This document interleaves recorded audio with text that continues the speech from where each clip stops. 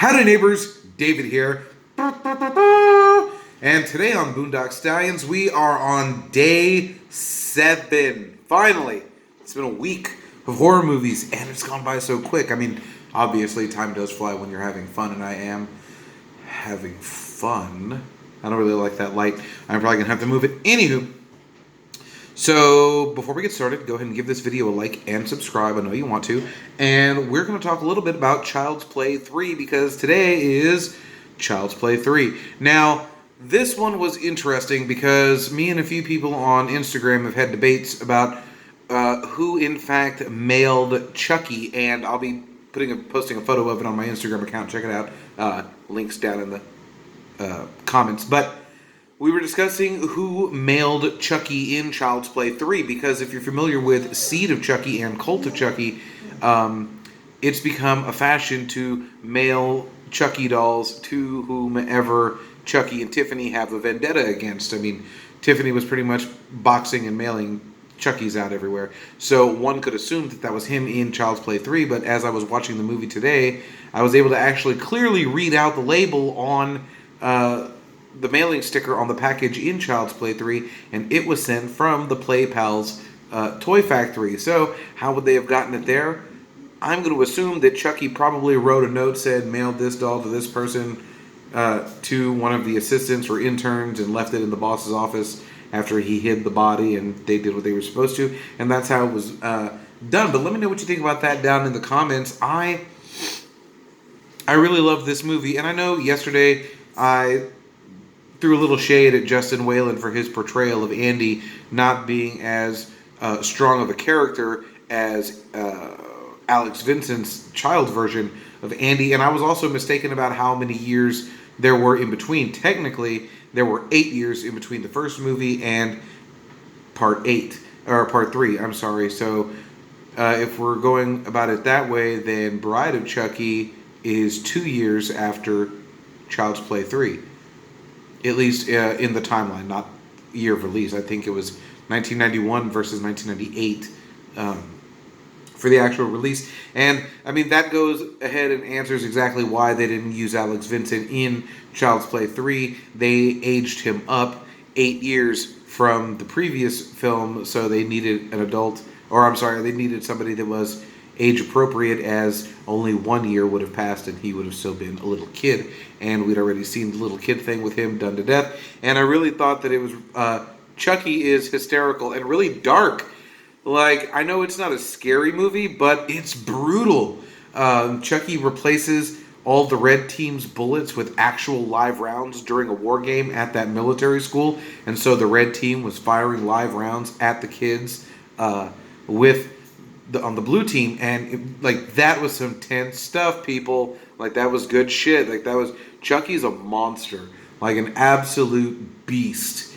He's like the Terminator. He will not stop. He won't stop. Can't stop. I have got to stop doing that. Anyways, once again, they don't ever really change anything in the story. They just continue to elaborate, and I know there were really good dark elements in Child's Play 3, but they also brought about the humor in the movie as well. You also start to see familiar horror faces crossing over for movie genres. The actor, I forget his name, forgive me, but the actor that played the stepfather in Stepfather 1 and 2, who was also the main character, the father in Hellraiser, also showed up to play the sergeant who was in charge of giving everybody their haircuts and got his throat cut by Chucky in a very presto, you're dead. It hilarious. I mean, dude, beast. Chucky's a beast.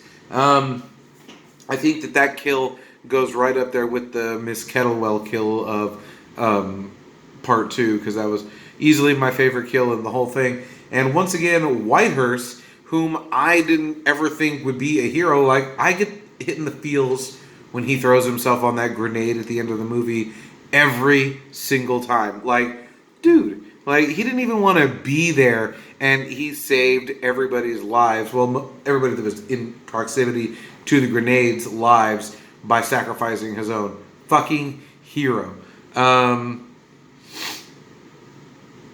Now, I understand for the sake of sequels that some facts have to be fudged while making part, like say from going Child's Play 3 to Bride of Chucky, um, because when you find Chucky at the beginning of Bride of Chucky, he's in an evidence bag at a police station in some random county, and it's never really said, but I would go ahead and assume that Don Mancini, the writer of all of the Chucky movies and the new Chucky TV series, probably has it written down somewhere. He's very consistent and has notes like a beast. But I'm pretty sure that the county that police station is in is the same county that fair was going on at the end of Child's Play 3, which brings me to the fact that there is no way in hell, I don't care how good a seamstress you are, there was no putting Chucky back together after that. Now, I will say that the biggest piece of him that you could find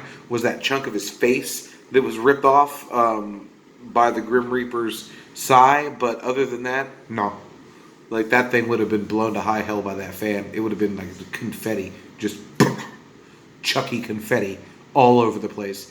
And so, and I know that they had, obviously, you got to make big chunks to salvage for the sequel, and plus give it that Frankenstein's monster sewed up look. Yes, I said Frankenstein's monster. Read the book. Yeah, and understand it. Yeah. I challenge you people to learn. What else did I like about the movie? Andy meets a girl, and I love that Andy is just attracted to a strong, powerful, outspoken, independent woman that gives absolutely zero about what people think of her or authority. Like, screw your authority. Like, it's almost a screw your past moment. When Sheldon goes up to her and says, "What did you say?" And she's like, "I said, you asshole, sir." That was awesome. Like, that was bloody awesome. I know, puppy, I'm sorry.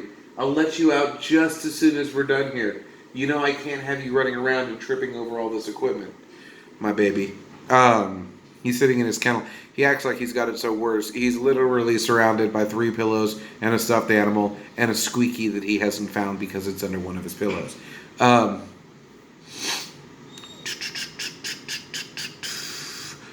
Lieutenant Colonel Sheldon is a dick. Like, there's no getting around that. Like, douche. I bet you he's got a small wiener. Like, he reeks little pee-pee. Like, it's all I can feel. Weird word. Weird choice of words. Off topic, I'm watching Friends, and I'm a little upset with the reunion special. I'm going to make a video about that. Let me know what you think down in the comments. I got nothing more for you tonight, people. I will talk to you tomorrow. Be excellent to each other, and party on, dudes.